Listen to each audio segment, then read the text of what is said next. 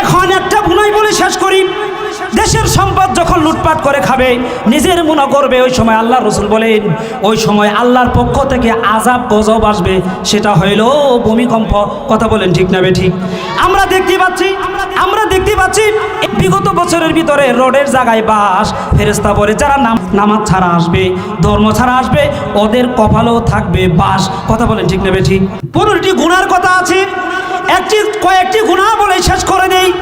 আল্লাহ রাসূল সাল্লাল্লাহু আলাইহি সাল্লাম বলেন যখন উম্মতেরা যখন দেখতে পাবে গুনাহ বেশি হয়ে যাবে, 15টি গুনার কথা বললে 15 ঘন্টা দরকার। 1 নাম্বার, দুনিয়ার জমিনে যখন ঘটে যাবে মা বাবাকে যখন দূরে সরাই দিবে, অর্থাৎ মা বাবাকে দূরে সরাই দিবে, বন্ধুকে আপন করে নেবে।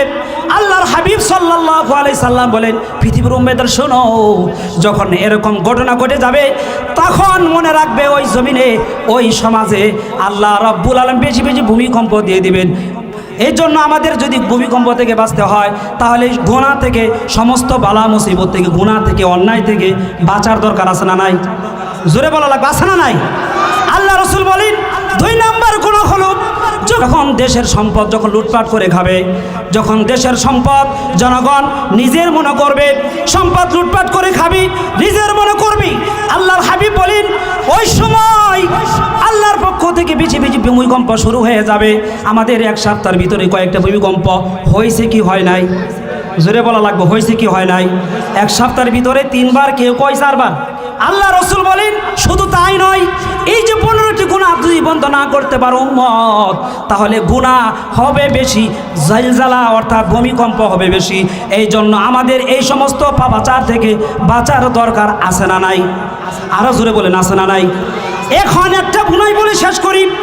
দেশের সম্পদ যখন লুটপাট করে খাবে, নিজের মনে করবে, ওই সময় আল্লাহ রাসূল বলেন ওই সময় আল্লাহর পক্ষ থেকে আযাব গজব আসবে। আমরা দেখেছি বিগত বছরের ভিতরে রোডের জায়গায় বাস ফেরেশতা বলে যারা না আসবে, ধর্ম ছাড়া আসবে, ওদের কপালেও থাকবে বাস। কথা বলেন ঠিক না বেঠিক? সুতরাং আমরা যদি শান্তি পেতে চাই তাহলে ইসলামের পক্ষে, কোরআনের পথে আসার দরকার আছে না নাই? আরো বলেন, আছে না নাই? আমরা সবাই কোরআনকে ভালোবাসি কি বাসি না? কোরআনের পক্ষে কারা কারা থাকবে? স্লোগান হয়েছে, শেষ করতেছি, লিল্লাহি তাকবীর, লিল্লাহি তাকবীর। আর কোরআনের আলো, আল কোরআনের আলো, আল হাদিসের আলো, কোরআন হাদিস যেখানে, আলেম উলামা যেখানে। আল্লাহ আমাদের সবাইকে কোরআনের মজলিসে কোরআন নিয়ে বেঁচে থাকার তৌফিক দান করে। সবাই বলি আমিন। তো মুরবি বলে দিছে হুজুর, সময় কিন্তু অল্প। আল্লাহ পাক আমাদের সবাইকে, এই দেশকে কোরআনের জন্য কবুল মঞ্জুর করুক। সবাই বলি আমিন।